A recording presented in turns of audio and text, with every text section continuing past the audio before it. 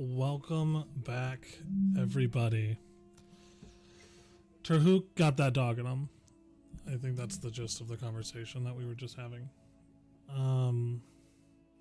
Yeah, so welcome back to episode 2 of Pirates of Veth'Arden. So, to start it out, let's just go over a recap. So, in the realm of Granheim, where endless sands meet two vast oceans, an adventure begins to unfold. To the west turn the tempestuous Arashi depths, while the gleaming promise of the Greycroft stretches far to the east. The land of stark contrast was ruled by several factions: the Vorkal Sultanate, the Almuridaxan contingent, the Dominion of Kafka, and the hardy folk of Zion's Landing. Though this story centers on the port city of Al-Hajjad, where brass dome spires rose above sandstone streets teeming with traders and artisans. In a weathered tavern called the Drowned Sailor, fate brought together an unlikely crew. Azric, a man cast off from the howling tempest; Sai, guided by visions from the Night Mother; Darian, fleeing from his circus life; Terhook, a holy warrior on a mission; and Dr. Desmond Leach, running from the law. Through a peculiar turn of events, they acquired a ship from a gang called the Scary Boots Gang, the most dangerous pirates on all of the docks of Al-Hajjad. The transaction involved a bit of gold, some daggers, magic stones, and some snacks. The ship, originally named the Axebeak but crudely renamed the Star of the Scary Boots Gang, became our party's new home for the time being.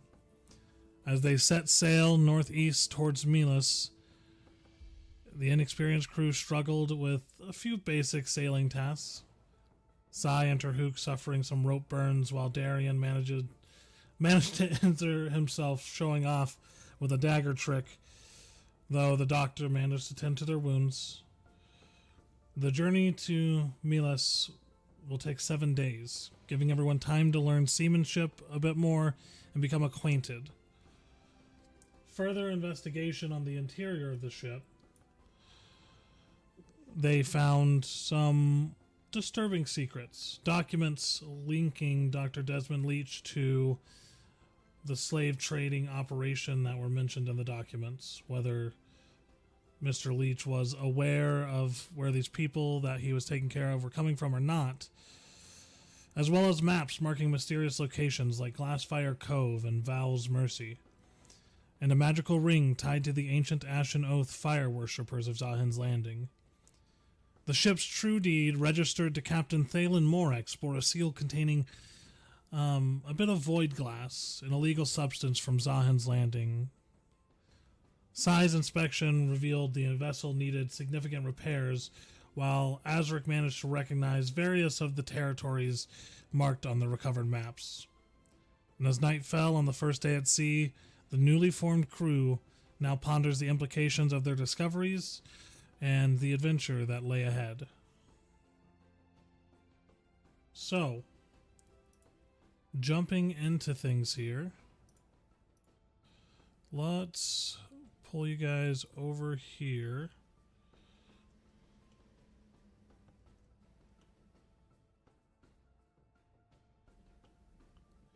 There we go, and we can see the whole ship. So, last we left off, you all had finished your investigation of the captain's quarters. Mr. Desmond Leach, Dr. Desmond Leach, went to go take a nap for certain real-life circumstances. And now we find ourselves out at sea. It's late into the night, so if there's anything specific you guys wanted to do before we have you guys sleep for the night. I will say, especially on a sailing vessel that requires actual steering and cognition of direction, somebody will have to maintain being awake throughout. Whether you guys do that in shifts or not is up to you, but just let me know what you guys would like to do. The first one to wake up, since I've already been asleep. You are really, really quiet, Para. I said, I assume I'm the one on like the very first shift since I was the one who was asleep first. So like, I'll be the first one that wakes up to like do with him in the night. And I'm just assuming that was the reason why I was doing Time 4. it. And for no other reason. Okay. So before shifts are taken and everything, what is the plan for you guys currently?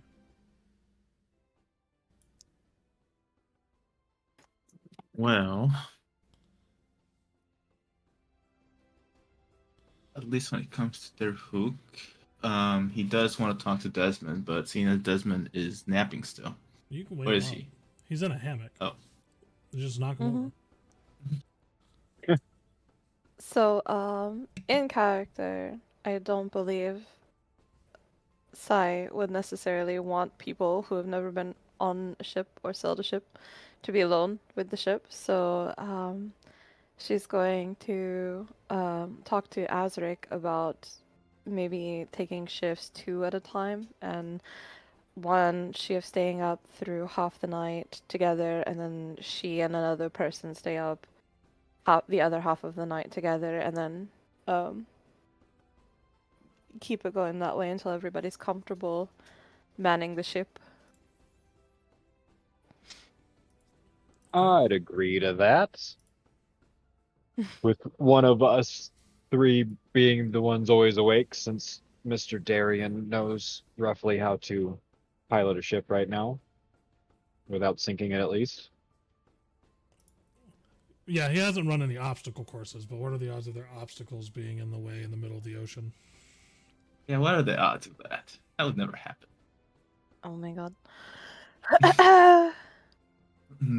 But Yeah, he can steer the ship, but can he navigate? After last time No. we played, I'm not sure any of you can navigate. yeah, our best navigator sending us to a crash course to Kozakasa. Also, realizing that the land isn't there anymore, I'm definitely gonna know that we're going the wrong fucking way. Yep. That'll happen Yeah, after looking the next morning. looking around, like I said at the end of the game last time, as you come back out of the captain's quarters, the land is nowhere in sight. So your direction is definitely straight off course of what was intended. I'd be turning us around-ish to where, one, you could tell which direction we're going because of the sun. So I know what direction we still need to roughly go, but also behind us is the land. Hopefully. Hopefully. Hopefully. Go As ahead we roll and roll a another survival nat check. one.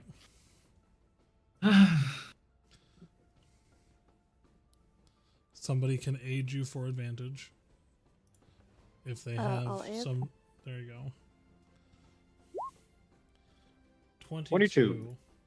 Yeah, looking at the positioning of the sun as it's setting and the area around you, you manage to pretty confidently write your course.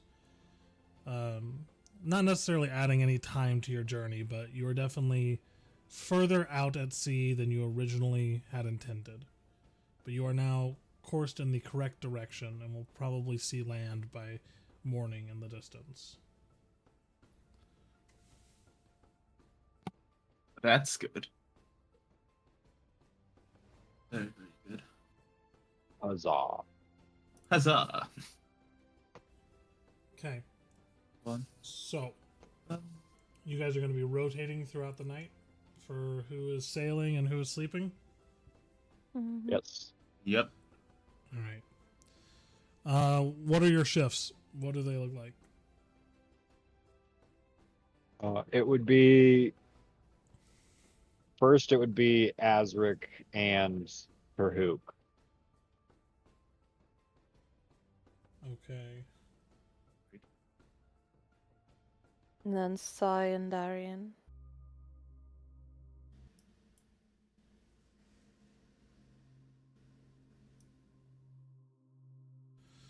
All right. Is anyone claiming specific quarters or? Yeah. captain's quarters. Captain quarter right there. Uh, And being a sized female, probably wouldn't Yeah. want to sleep with everybody else in Nope. hammocks. Yep. so then we all get to sleep at the hammocks. Daruk likes the corner, so he's gonna take it. No. Unfortunately, Okay. Unfortunately, Darian took unfortunately, it. So I guess he has to Darian, fight. quick as a flash, jumps into the farthest hammock in the corner. This one's mine. If you would like that, then I shall happily oblige. And Just Daruk's pull- just gonna take. He's just gonna take the middle one. Just If pull this one was side Riven- and dump him onto the ground. If this was Riven, it would have been a different story. Well, you two aren't sleeping at the same time, anyways. So Terhook, you're on the first shift. Terhook I goes to know. bed, Azric. It's gonna be like, yeah. tonight we're teaching you how to sail. And I guess I'm just sleeping through the night all nice. Hell yeah, let's go. Okay. All right. So Yeah. you're gonna. Para teach me the missed the ropes. whole thing where me and Terhook do not currently trust Desmond. Oh yeah. There's a reason. No, I went back and watched it, so I know about it now. Oh, okay. Okay. That's good. But I don't know about it. You know what? Right. Not yet. He just knows. He just doesn't know about. As long as you know as a player, that's better. So, All right. I would do my best to gain any knowledge that you wish to partake. Well, first we're gonna have to teach you how to sail a ship. So, you're taking the wheel. All right. And he takes the wheel. And we're going to spend most of our shipped learning how to at least somewhat navigate and how to steer. for sure. Yep. And to not just take those sudden turns. So, I guess let's start with, first of all, finding out how good of a teacher Azric is. Let's see. So, Azric, you have received quite a bit of training and knowledge as far as sailing is concerned. But as we all know, some people are just not good teachers.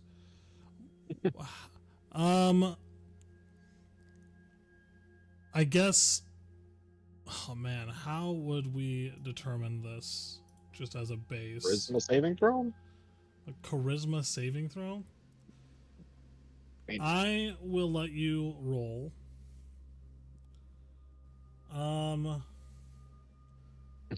Intimidation?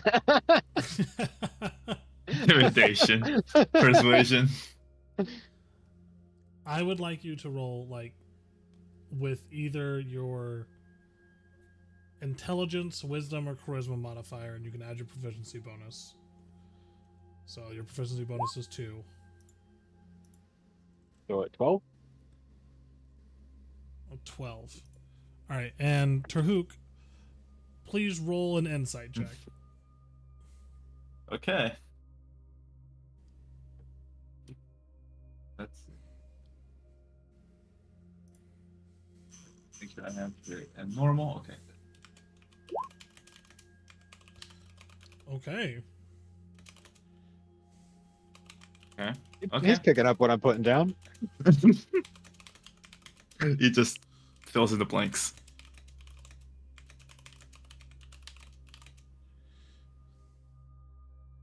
Um.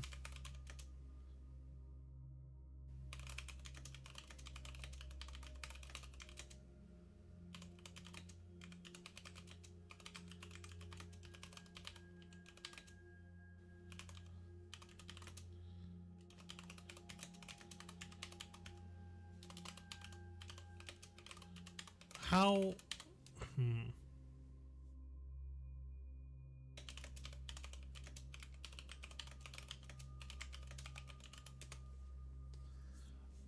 As the sun is setting, and you pull Terhook over to the wheel, and everyone else starts going to bed, the wind tugs at the sails, and the rigging begins to creak as the ship is cutting through a few swells with surprising grace for the damage that the vessel has.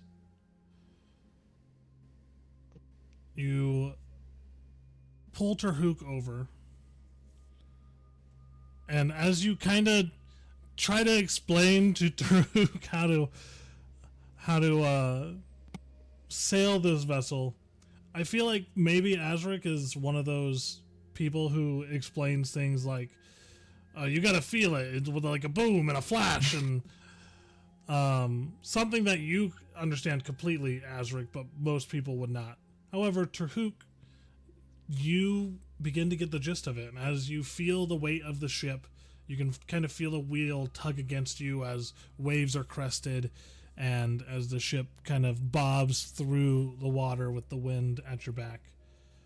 And you are getting the hang of it. You are nowhere near an expert, but even Azric, as you watch Terhook, he is definitely like adjusting to the weight of the ship and starting to understand how this functions and how it leads to point the ship in the right direction, at least with the wind at your back. I think I understand what you mean by feeling. As he just like tries to. It's all in the wind, friend. It's the wind. It's the wind. Yeah, you're right. It's kind of simple now. You explain it to me like that. I thought it was a bit more complex, but it's as long as I keep in mind about the wind and just not make any sudden turns, I think Remember I should this? be all right. The sea is fickle. The waves are not rough right now. If we were sailing in a storm, it would be far worse.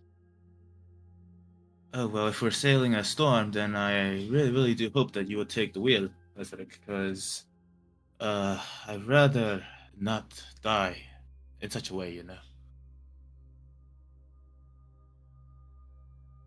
I Fact. don't think I'd be comfortable anybody else steering in a storm just yet. Well, that's why we're practicing, no? To get better, and that way you won't have to do all the work. Because even now, I feel ashamed in my own honor that you're doing everything for us. We'll get everybody trained up soon enough. That is what I hope. We'll But make it through yet. sometimes, this world doesn't let us adapt as quickly as we would like. That's something that I am really well used to, having to learn on the go.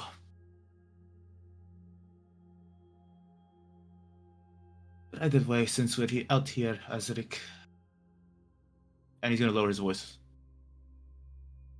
So what do you think we should do about our good doctor friend? Well, there are usually two sides to every story. I'd hate I to do. condemn him just yet, but I'd at least like to hear his piece first before we just throw him overboard.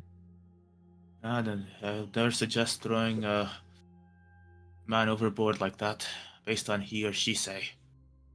Of course, we'll at least tie up his feet first. Well, then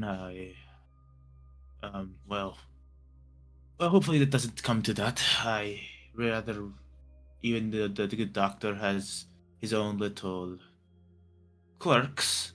I'd rather not think the worst of him just yet. Though I've had heard stories of his peculiar nature, but I'd rather not base myself on stories, but rather on their actions. Just And hope that's he why I either wanted had to ask. ask. Well, I just wasn't sure if you wanted to keep this for a little longer to see how he acts, or if you'd rather just talk to him either tomorrow or soon. I'd at least like to talk to him before we reach the next port. All right, if you want, if you don't mind, I'd like to stay. I would like to be in the same room as you when you do talk to him, just so I can look him in the eye and see if there's anything that he would rather not tell us, such as lying or being deceitful. It's much harder to lie when faced with a group of people. And that we agree, my friend, and that we agree. But yeah, I did want to talk to you about that, and talk to you about that I did. So hopefully hopefully the night will be calm, and there will be no need for any urgencies just yet.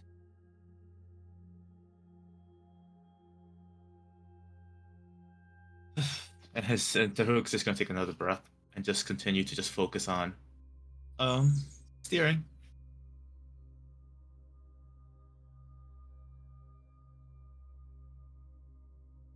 All right. Okay, so I need you guys to roll perception checks for me. Perception. Perception. Okay. Oh Ooh. boy. I didn't see shit. Okay. We're not even on a boat. Oh, we Yeah. we see ain't absolutely shit nothing. either. As you guys move through the waves, night falls, stars begin to fill the skies. Everything is quiet. That's one thing about the sea, is once you get in the motion of it and far away from the ports where the pollution of noise and light is no longer there to inundate your senses, you can see for miles. The pleasant crash of waves against the hull of the ship as it rocks and trails through him. It's a bit of peace that is welcomed by most sailors. And unlike the Howling Tempest, where there could have been raucous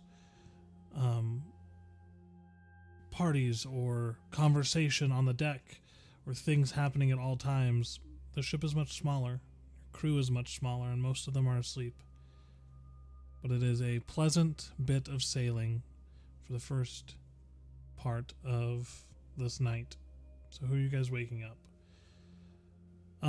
Actually, before you guys wake anyone up, is there anything else you two want to do, specifically while you're the only two awake?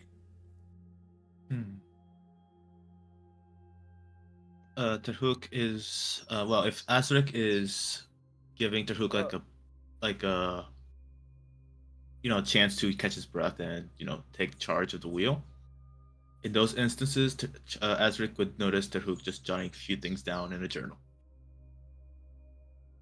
And while we're switching on and off, I'd also want to come down and actually check the cargo in the hold to see what all this ship happens to have within it. Making sure that we're not accidentally smuggling some bullshit. Okay. So in prison for life. As Terhook manages sailing, you're going to head down and begin checking out the interior? Yeah.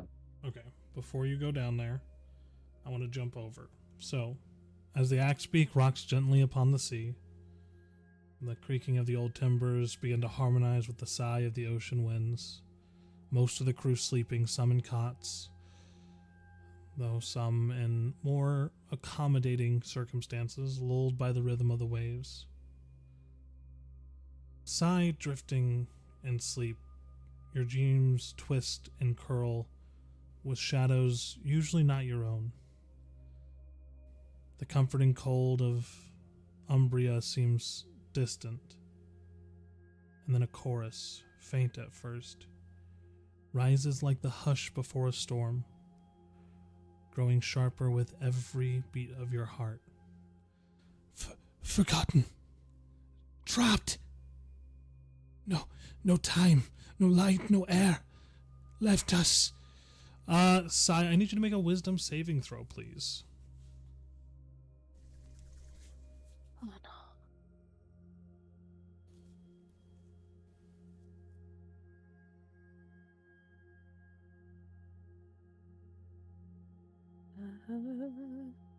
Always. 20. The murmurs fill your ears. What do you do as you begin to hear these whispers and murmurs? How long have I been asleep?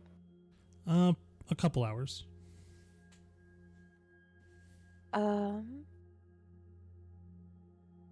going to wake up a little bit to make sure that I'm not dreaming. And I'm going to say in Abyssal, what was that? The murmurs fill your ears more clearly as you ask that. There's a stillness. The voices become clear, distinct. Feelings of confusion, of worry, of fear. You begin to see flashes.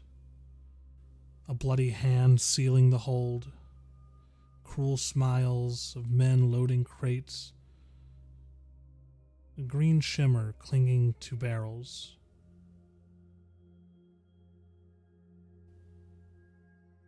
He said it would be painless. Now fully awake, Sai, you feel the tug of the veil coming from below you. Like below me, as in the ship below me? Somewhere below you.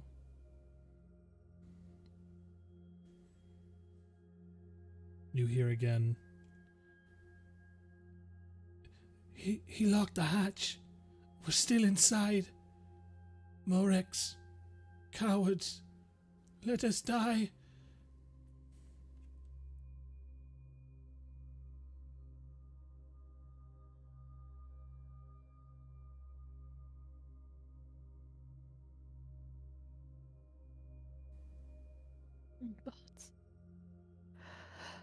Oh.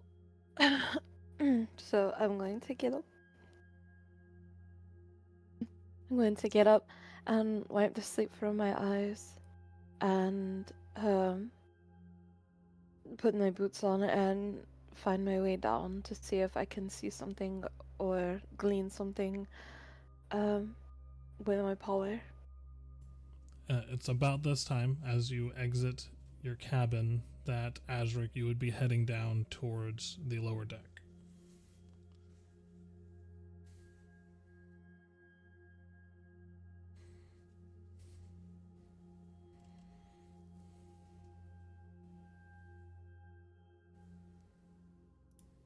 Like I'm already going to be down in there as she's coming out? You see her exiting her cabin. Oh. Well, it's not quite time for a swap over yet. She jumps in the ocean. Your door was Yep, there he goes. I'm like, what? The voices drove me crazy, and that's the end of song. With that perception, we'll be able to help you.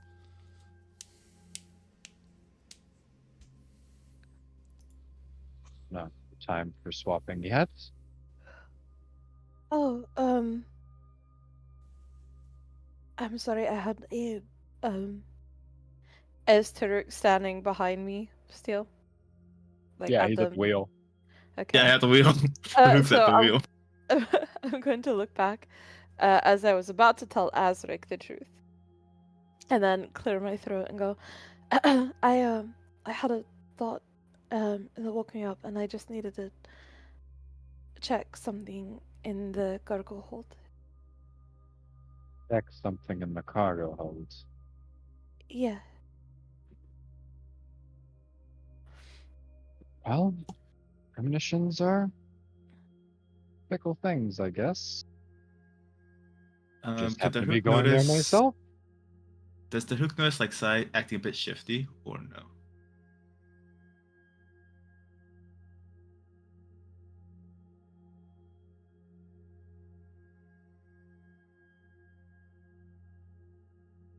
Okay.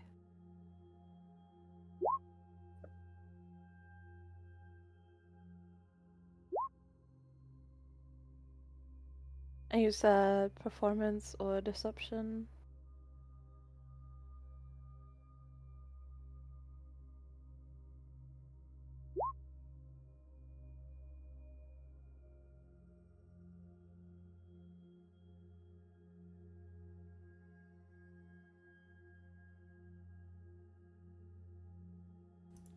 I think that the other people, Terhook and Azric, would see through any facade you're currently trying to put up, Sai. So can you explain what they see in your demeanor? Um, she looks a bit worried. But she looks like she's trying to have a stony face about it.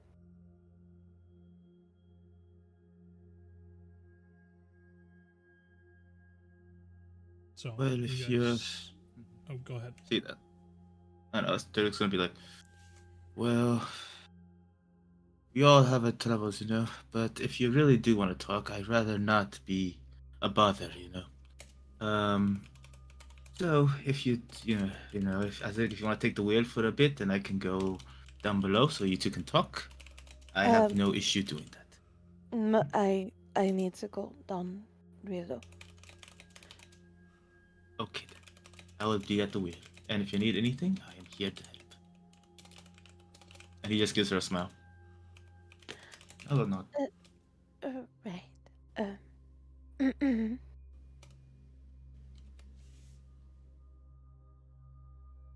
Anyway, shall we? Shall we then? And Azadik, please let me know if there's anything below deck, because, well, you know. As he just gives him the side eye. Not to worry, Tahuk. Up in the hole. Going down.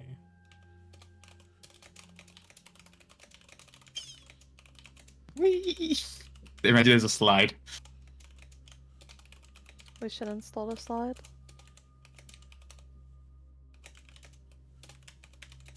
And a firefighter pole.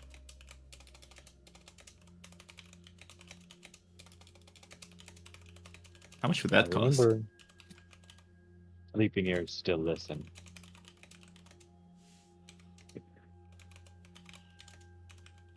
As I start to poke around.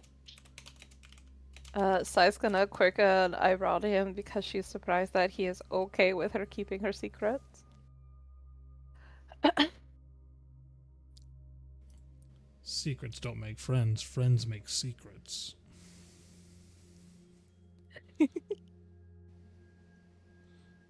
Okay, so as you all make your way down to the hold, the stairs or the ladder creaks with each step, descending into a bit of a claustrophobic chamber. Or do either of you have a lantern, or are you both relying on dark vision? There is a lantern on the table. Yeah, sure. I'll grab the lantern off the table. Okay. So as you light the lantern, it lights the area around you in the chamber. A bit of moonlight from the half-sealed hatch above kind of comes down into the interior as well. You see dust motes dancing in the stale air, and the smell of old salt and mildew, something you're accustomed to, both of you actually, with the amount of time that Azric spent throughout his life and the amount of time that Sai just spent on a fairly long journey. And beneath all of these smells, there's this metallic smell. Lining the dim interior of the hold, you see towards the bow 4 large crates stacked on top of each other, nailed shut and marked with fading ink. There's one open crate nearby, no lid on it. And then 4 barrels sealed towards the bow also, with faint scorch marks blackening the wood at the bottom edges. Sai, you feel a tug in the back of your mind, a buzz, like muffled voices caught behind glass. And then finally, just to the right of, or left if you're facing them, of the open crate, you see 3 more crates, with one standing out, a heavy-duty iron-bound crate, double-latched and reinforced, resting lower than the others as if weighted by something. The other 2 appear to be locked, but not as nearly as fortified. And Sai, you hear this whisper, faint, curling in the edges of your periphery. Don't let them burn us again. Locked in. Voices on the deck, fighting. I won't let them hurt you, she's going to say softly under her breath. What are you two doing? Speaking in common? Abyssal.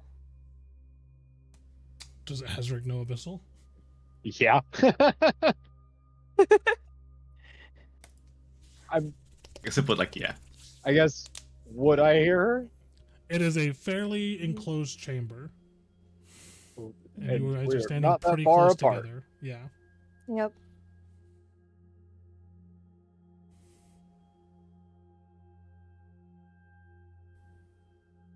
Azric's just gonna grin a little bit as he continues to search.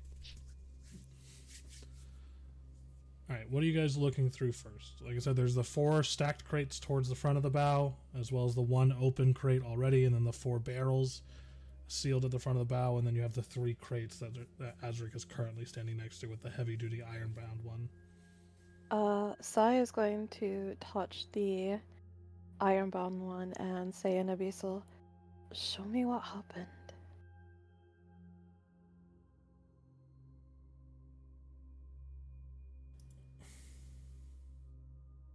So,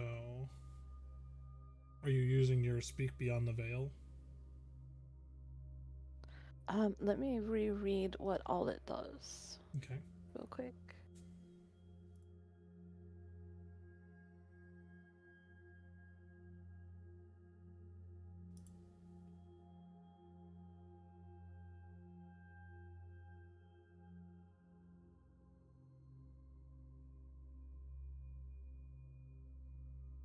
Yes.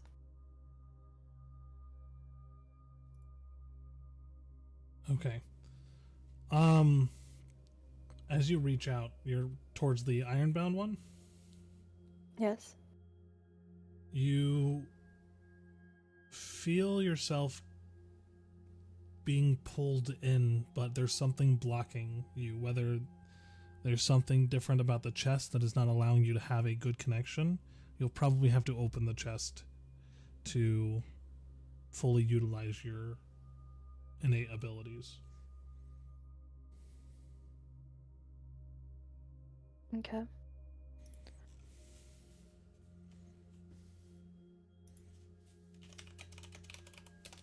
Guys, I think he really wants me to open this goddamn chest. What could possibly go wrong?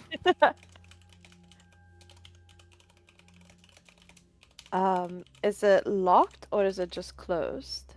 It is locked. It is clasped and bound with a heavy metal lock. Okay. If only we had a rogue. If only. Well, the key could also be on the ship still. There's something in here. I can feel it. She's going to say in common to Azric.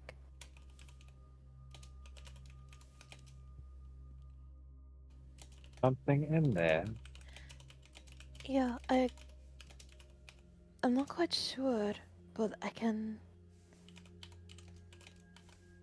I think this is the root of my premonition.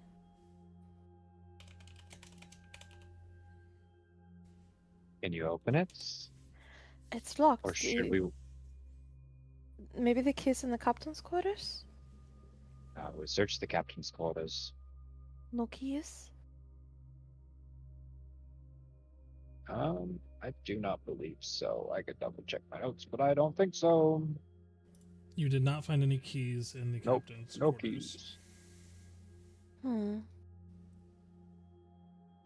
I will note a few more investigations of the captain's quarters might not be a bad idea, just in case there was anything hidden, but you did not find any keys in there. We can always search again.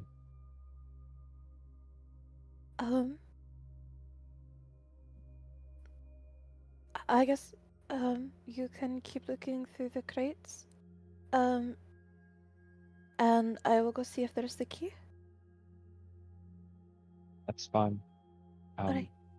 If we can't find the key, we can always wake up the rabbit.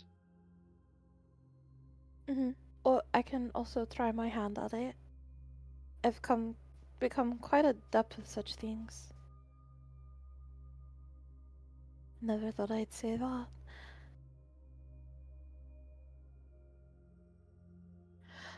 I shall return, and she's going to go search the captain's quarters. Okay. Adept at picking locks, refuses to pick a lock. Will we ever be pirates? She's not quite that confident. She's only been doing it for 3 months. I'm gonna start popping barrels and shit while she's Got it. like, not all the Azric's- barrels, but Azric's like, let me just do some pirate stuff. Pops open I'm gonna barrels. I'm gonna start looking through the other shit while she's going to look for keys. Yeah, immediately as you touch one of the barrels, you see the blackened wood at the edges of where you would open this barrel.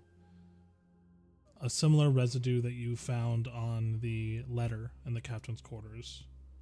A void glass residue. This is not good.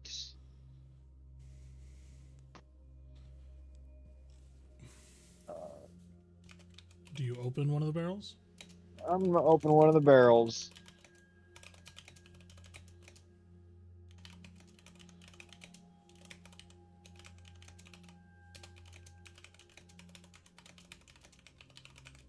Okay, so as you kind of pry the barrel open, looking inside, the wood itself is warped and swollen with moisture. And you see the darkened void glass streaks where stuff has been seeping out. As you grip the iron banding and crack the lid free, a soft hiss escapes as the pressure releases. You creak the lid back, and there it is, void glass, but not refined. Not crystalline, not the trace dust sometimes smuggled in pouches. This is raw, a thick, semi-viscous black ooze-like material resting like tar in a pit, shifting ever so slightly with a rhythm that is not its own. It doesn't reflect the light coming from your lantern, it almost swallows it. There's an unsettling shimmer like starlight through oil. Beneath the surface, faint threads of violet and blood-red veins writhe lazily, unbidden by unnatural forces. The material's bubbles once slowly, and a pulse of something cold presses against your skull for a moment. Putting that lid back on. Okay. This is, with this amount, this is very dangerous. Not just to be transporting because it's illegal, but also if like somebody were to like touch this stuff, like it could seep into their skin. It is very dangerous substance.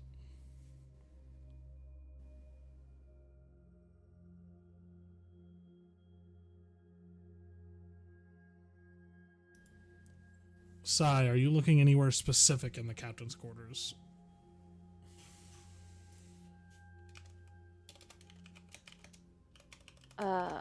Everywhere. Alright, let's start with rolling a perception check.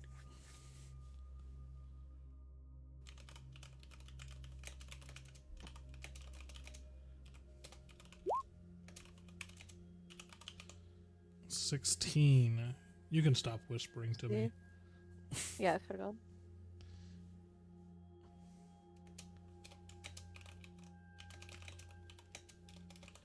Okay.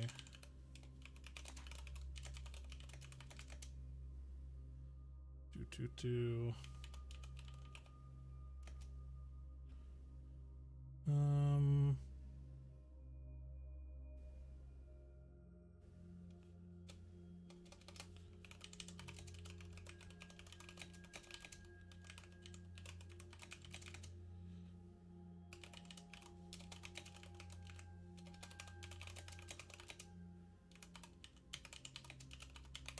Alright, so as you move through the captain's quarters, I had to pull back up the hidden stuff in here. The others in your group comb through the room for valuables, finding the maps and the documents. And as you kind of move through, you're almost drawn to the heavy wardrobe. As you creak open its doors, you see the coats and boots and other clothing that were in here, as well as a cracked mirror inside the door, a few spare buttons littering the shelves, but something looks off. The back panel smooth where the wood should be aged.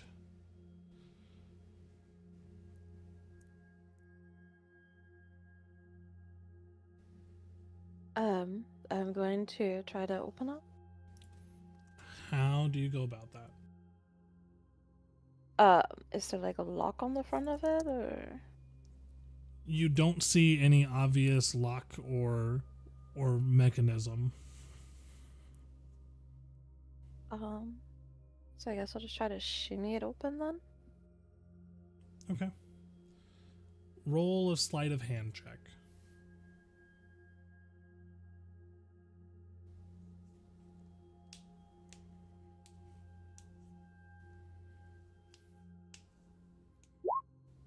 $22. As you move your hands across this back panel, trying to push it open in different ways, your hand runs along the grooves as your fingers find their way onto a knot in the wood. And as you put a little bit of pressure, it releases with a faint pop as a small hidden compartment reveals itself. Inside this compartment, there is a small iron key on a chain, a folded black silken sash embroidered with a blood red crescent, and a slim leather-bound book. Okay.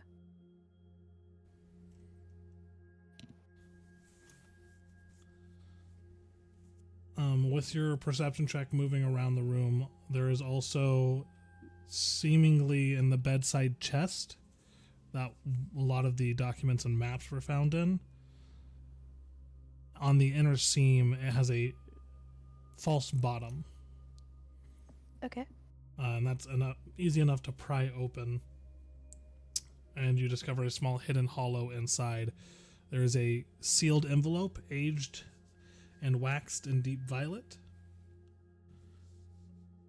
The wax bears an insignia that you don't recognize. And then there's a half-broken locket, as well as a small phial of black, almost giving off a purple, like iridescent glow, dust, and a reinforced bound vial.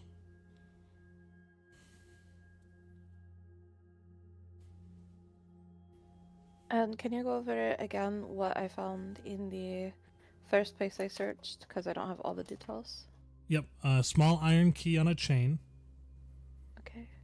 a folded black silken sash embroidered with a blood red crescent, and a slim leather-bound book.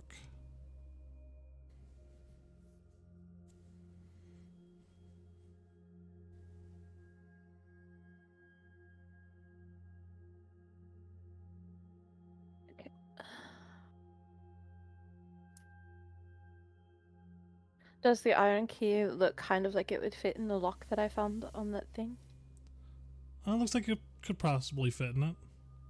Okay. Looking I closer didn't know at if the it was a iron. large lock or a small lock. I mean, it's a sizable lock, but this key could possibly fit in it. The key itself, giving it a closer look, is just subtly ornate. The faint outline of a cube etched into the handle of the key.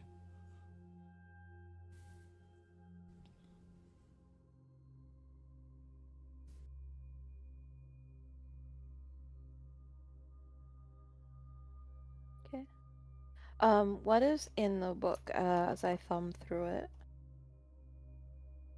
As you thumb through the book, you see inside tightly, like very small, written, ciphered notes, possibly coded logs of some sort, or some sort of correspondence meant for whoever wrote this to understand and view, but could be deciphered with some work. Okay. And then, is there a picture in the broken locket? There's a miniature portrait of a young half-elven woman and a child. It's pretty worn. And then, do you speak Sylvan? No. No. So, you don't speak it, but you do recognize the, like, calligraphic and kind of details of the Sylvan language. There is something etched into the interior of the locket in fine script.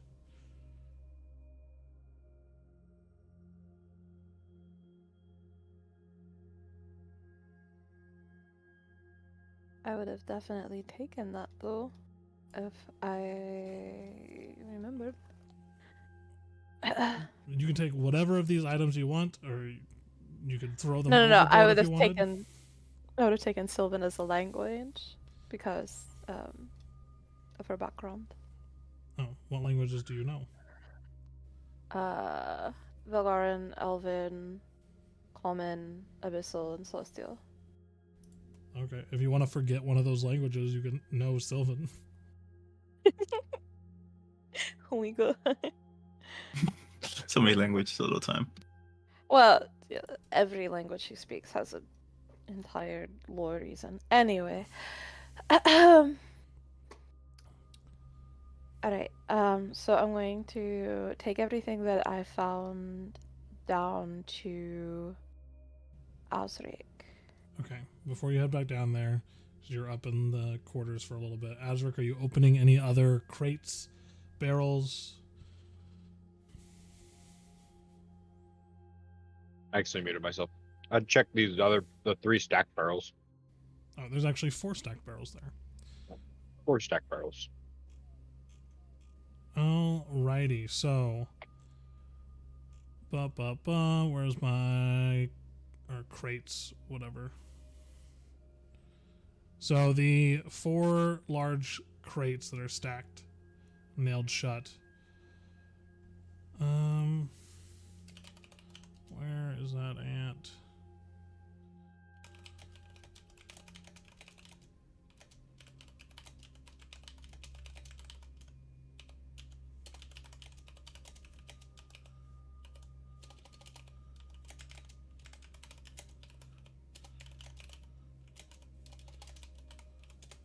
There we go. Are you doing them in any order, or are you just cracking them open? I mean, I'd start with one to see, like, probably the easiest one to get to see what's inside, and depending on what's in there, depends on whether or not I would continue by myself. Yeah, taking a small pry tool, you stepping up to the 4 stacked crates, you go to the one of the ones on top that is easier to access, and as you kind of pry at it, a sharp crack as the nails give way. Looking inside this first crate, it is packed with straw and lined with dark velvet, and you see several iron restraints, still stained in places with old blood. Few are simple manacles, others bear glyphs along their surfaces, and sigils, as well as small aetheryte stones kind of embedded in them. Tucked in one corner of the crate, you see a small, kind of deep gray leather ledger.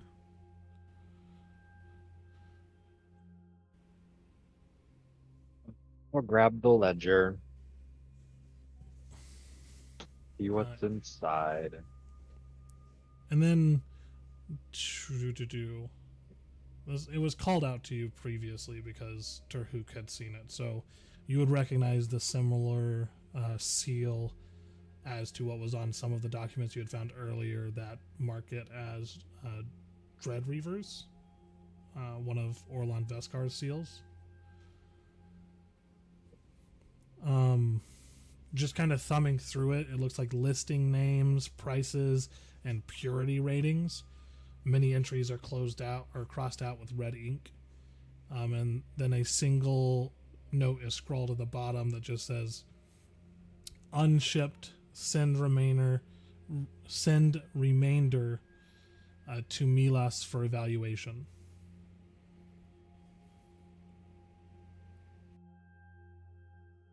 Oh, joy.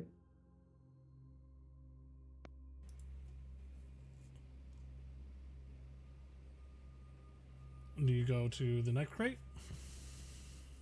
Yeah.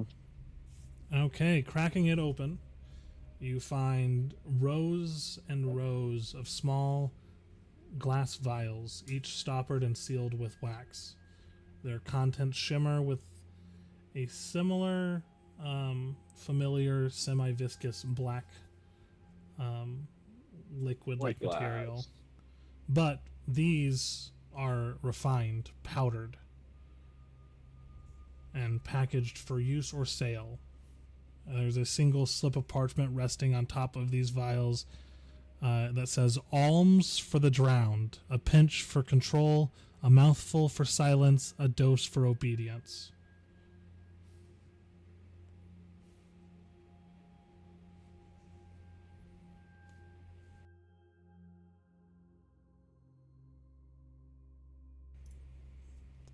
It's about this time that Sai would be coming back down into the chamber.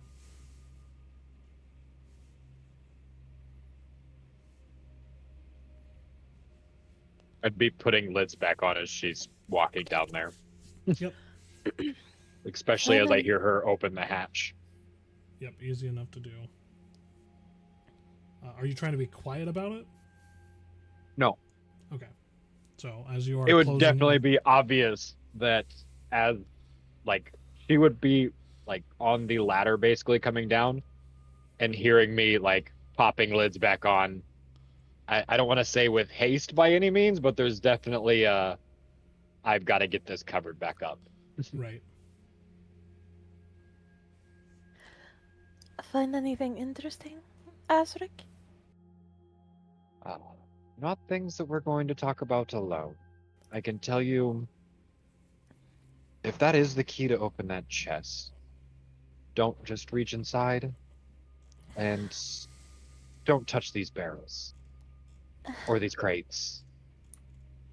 Yeah. I almost want to tell you not to touch those ones either, but what did you find? Yes, sir, Captain, boss. I don't. Anyway, I found this. She's going to hand him the envelope. While she tries to key the lock.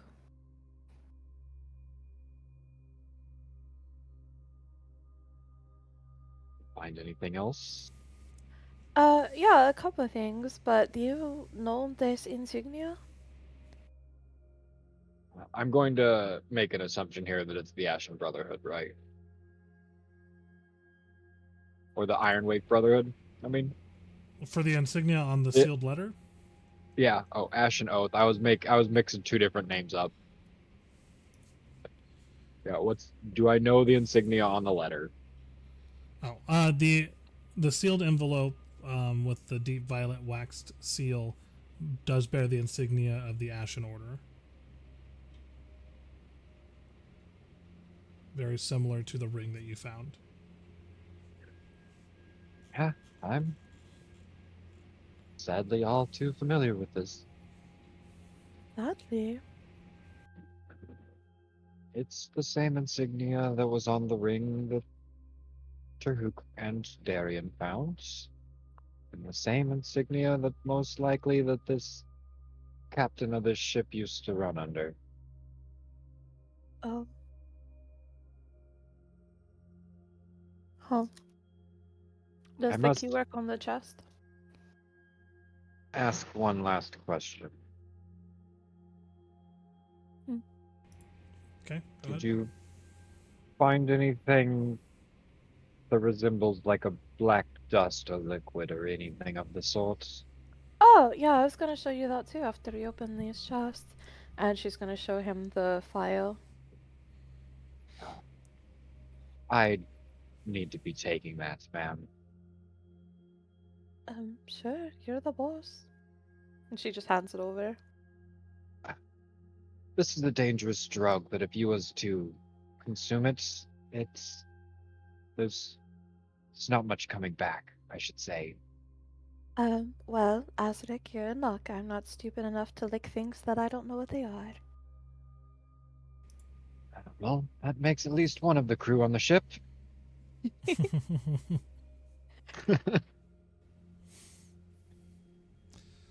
I'm Alright. gonna be putting that in my pouch. 10-4. So you put the black, the file that she found with the powder in your pouch, and then sigh as you kneel beside the iron-bound chest. The air around you almost feels colder. And you grab the lock with faint salt corrosion and rivulets of black spots on it, and placing the key into it, the lock groans open with a bit of effort, protesting almost like old bones, and the latch gives with a metallic click that seems to echo throughout the interior.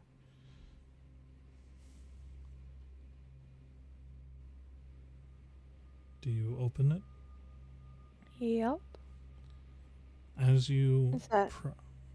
Go ahead. Sai's gonna take a deep breath, to kind of like center herself because she can feel the energy coming from off the box as she like slowly, like she's afraid something's going to jump out of it, lift the lid of the chest. And as you lift the lid,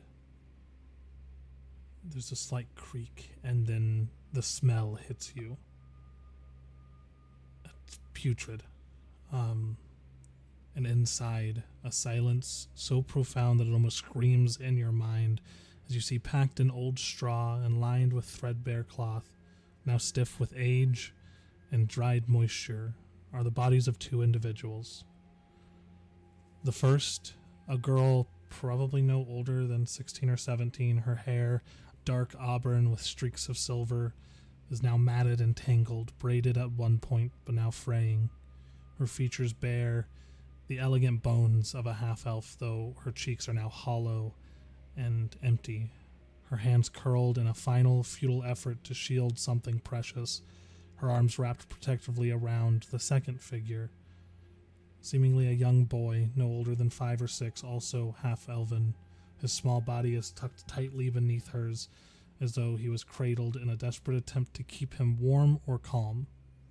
His face rests against her chest, one hand still gripping a strip of worn cloth that might have once been part of a doll or some sort of comfort rag or blanket.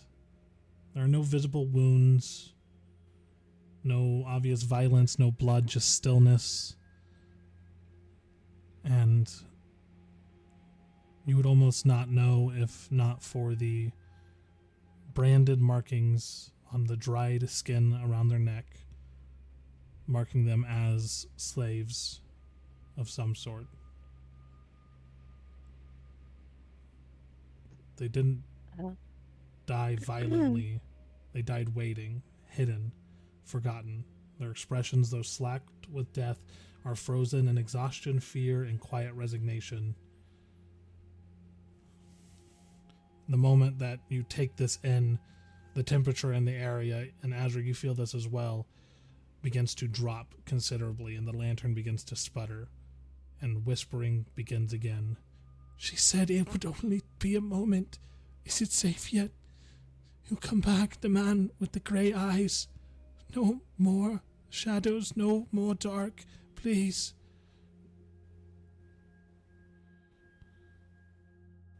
Oh, sweet Mother Darkness. She's going to cuss in Abyssal, like a long fucking... a long strand of cuss words in Abyssal as she sees this.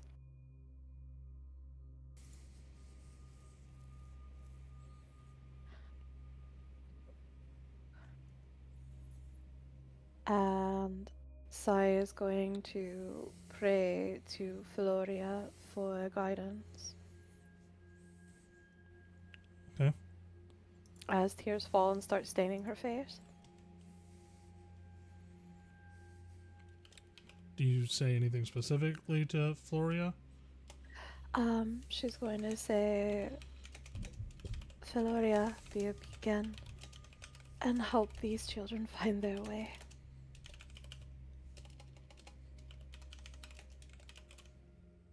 Roll a religion check for me with advantage.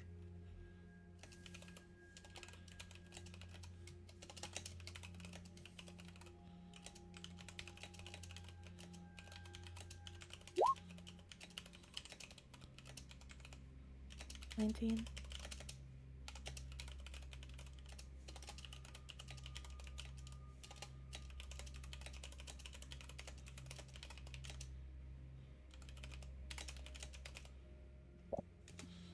As you kind of look down at them and pray to the one that you serve, the hold grows very, very quiet, save for the distant creak of the timbers and the sigh of the sea brushing against the hull.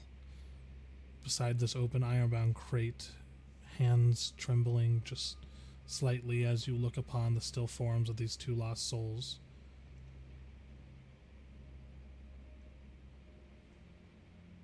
You close your eyes saying this prayer. The still air shifts, the flame of the lantern nearby dimming, not extinguishing but shadowed, as if some unseen shape passed between it and you. The whisper of fabric brushing through nothing, a scent faint and fleeting, then silence, and then a flicker. From within the crate, just for a heartbeat, the boy's hand glows softly, not bright, not fiery, but a pale twilight blue, like the last glimmer of a fallen star, and it fades as quickly as it appears. The space around you begins to feel a bit different, softer, less alone.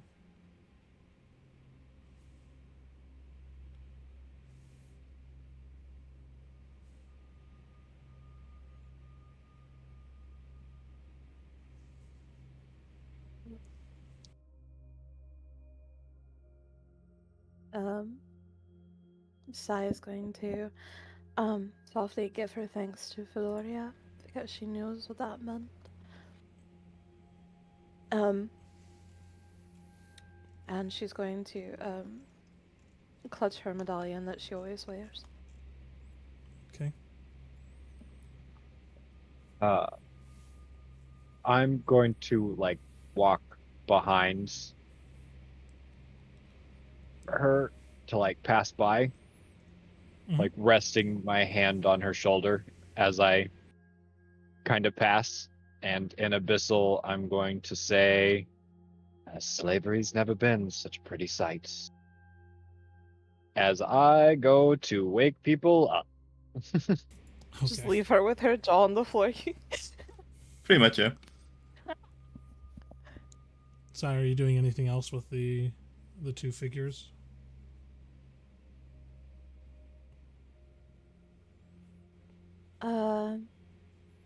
She's going to softly put the lid back on the crate and think about the best way to bury two forgotten children. Okay. And then go back to bed because she has work in a few hours. Sounds good.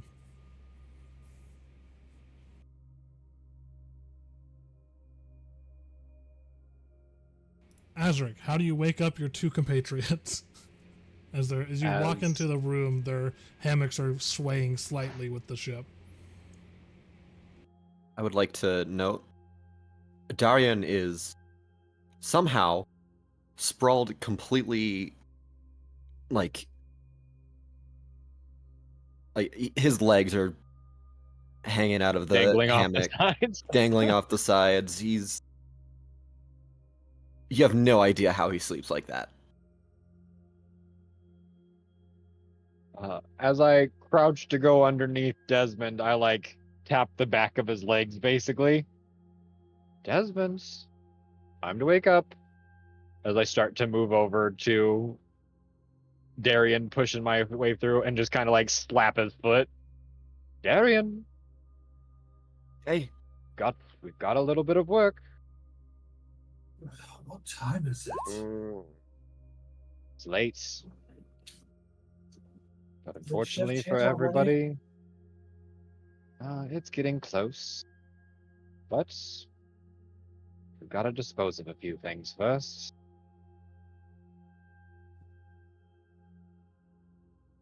what do you mean work? Thought we got rid of everything It's the not children left time lying yet. around. This is not something the children left.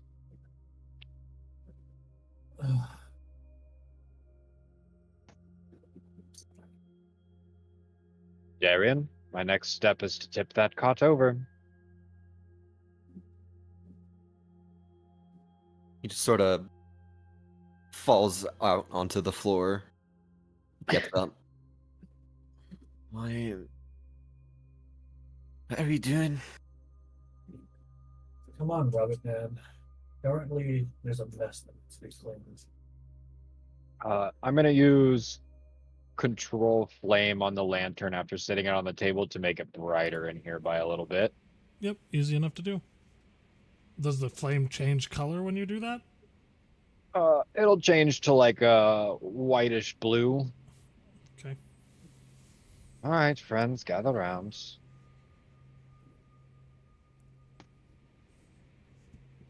Oh, do we have anything to drink? Parched. You got 4 barrels of liquid-ish stuff right next to Azric. We would have to check the kitchen.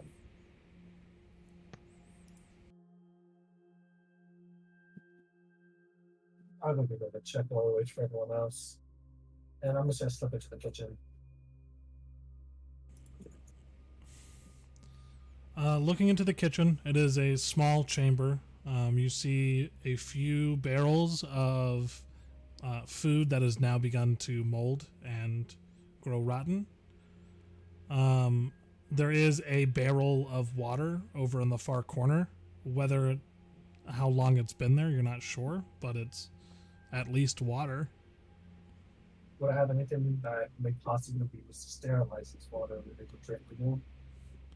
I mean, you could start a fire. That sounds like a great idea. It's that little bird.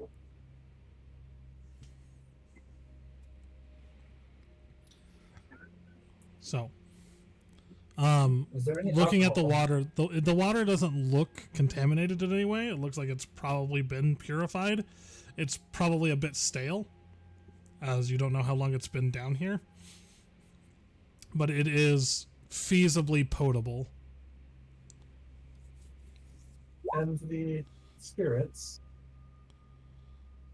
There are no spirits in here. Not anymore. I'm gonna go back to my bag because I'm sure I'd have some. Yeah, you probably have like a small flask or decanter of some sort of alcohol with you. Nothing drinkable. And I'm better like to I'm gonna grab something from my bag. Check. Yep. Sure enough, you do have your trusty flask that has been quickly filled to the brim before your departure from Al Hajjad with whatever your most favored whiskey is. And I'll take a hearty swig before walking back out and placing it back inside my jacket pocket. Taking a seat over here. Darian? He does not look awake. This will surely wake you up. Come over. What is it? Time to show you the worst parts of our life. As I open the chest or the crate. Okay, the one with the bodies in it? Yeah. Yeah, you two see. Well, first you smell it. The smell of deceased individuals who have been here for a while, and their dried and sunken features grasping each other within the iron-bound crate. And I'm guessing I recognize this smell all too well, right? Yeah, you recognize the smell. You also recognize the two individuals. Oh. Darian just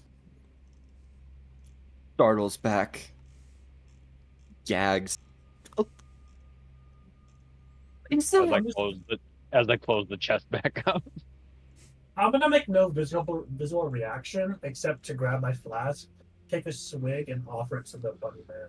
Roll a deception check for me. Or performance, one of the two. I'd like the insights. Okay.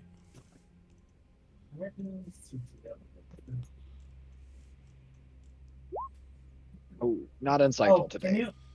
can you edit my thing? It says never whisper rolls in my thing. So I can't Yeah, whisper it to I you. can edit it for you. Here we go.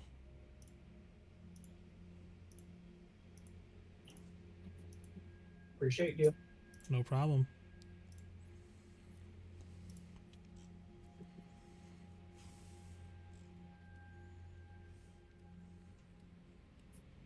Wow. Okay.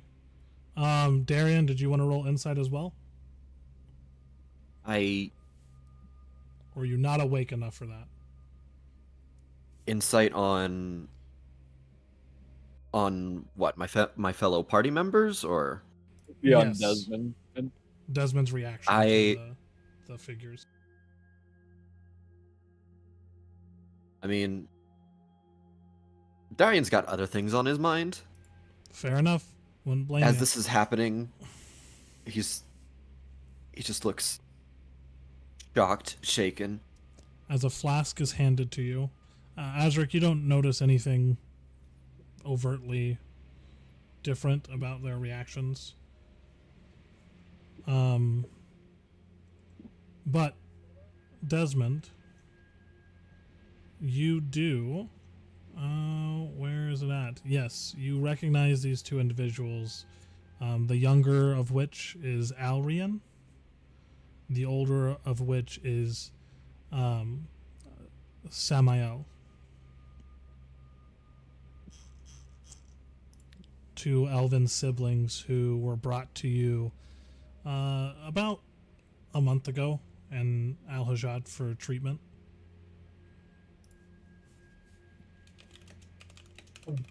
I need some fresh air.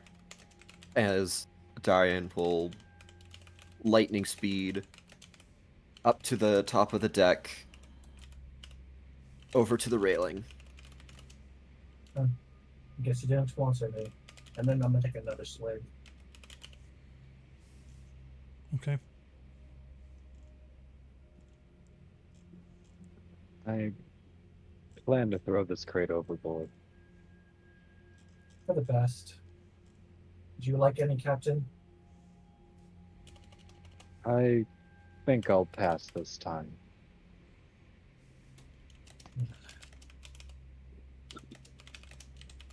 No? I don't think I'm going to be able to get this crate out of here myself. We might have to get Darian to hold the wheel and Terhoop to help us. I can go and fetch him as soon as he's done throwing up everything that he might have eaten. I don't know if I have anything that might settle his stomach, but as I sit there, I pause. Do I have anything that I could possibly use to give him, or like maybe anything I've seen inside the terrible kitchen? To do what? to help soothe the poor man throwing up top of the deck's stomach. Oh, Well, hold on. everything. Go ahead. Oh yeah. Continue. You could probably concoct something.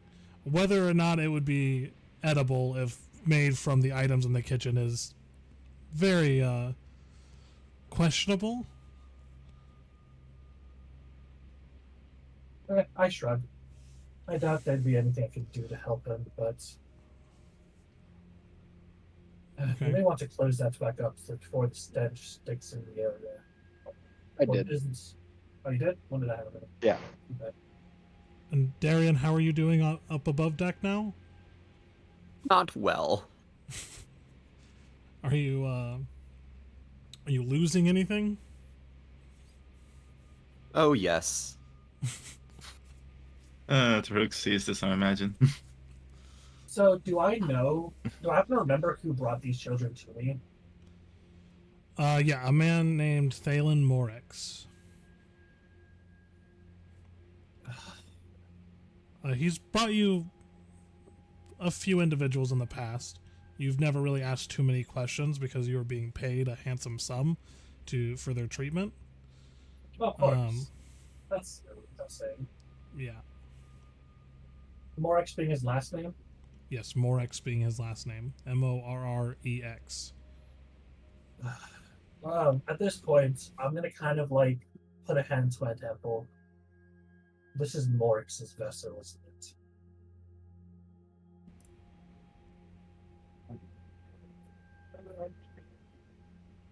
Reading notes. I can tell you right now, the deed says the Captain Yeah. Thalen Morix. Yeah, it does. I spelled it completely wrong, but this is indeed Morex's vessel, which means looks like Tahuk is not going to be here for the conversation after all. As I kind of turn to Desmond and sit down at the table.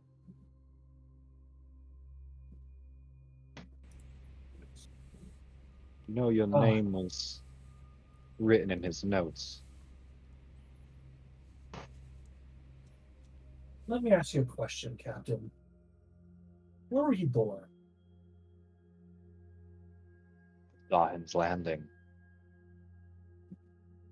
In the slums, I assume? Delphine.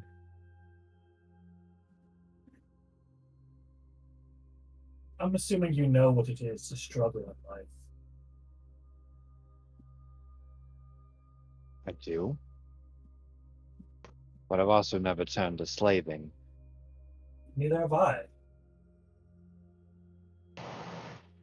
But not asking questions is something that I do enjoy being paid to do. I don't know what happens. All I know is they bring me people to heal, and I keep my mouth shut. A trait that most people like in backup.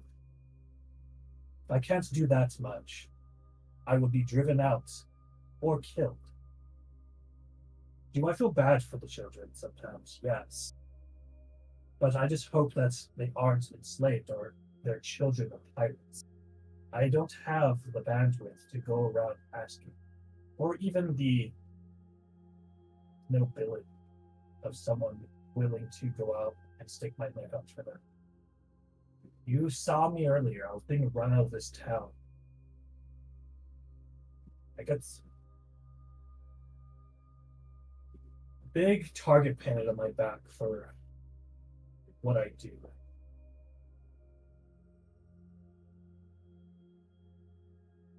Well,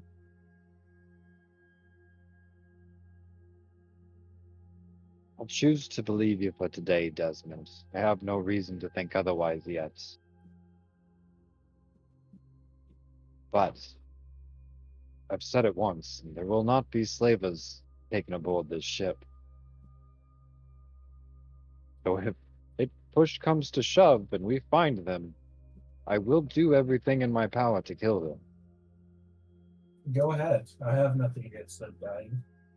Hell, it makes me more money if I try and auction their lives off.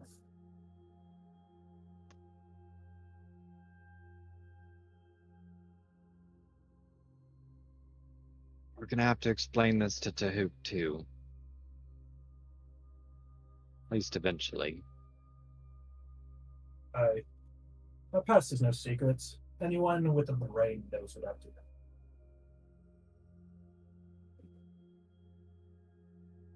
Well, do with what we can to get this crate out of here tonight, so we can wake Sai up for her rounds, and me and Tahoop can actually get some sleep.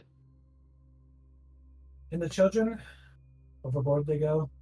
Overboard they go.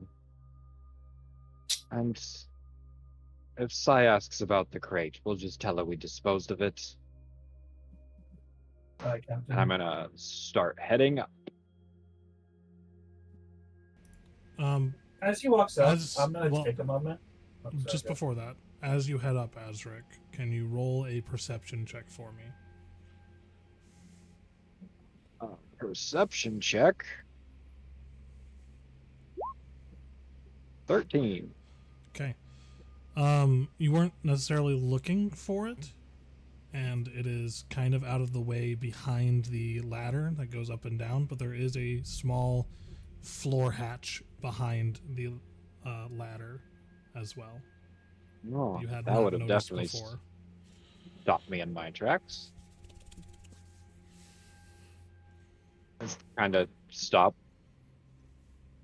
Do you know anything about this ship, Desmond? It's my first time on it, so far as I'm aware. Is the hatch locked? It is locked. You don't happen to have any tools to get this open, do you?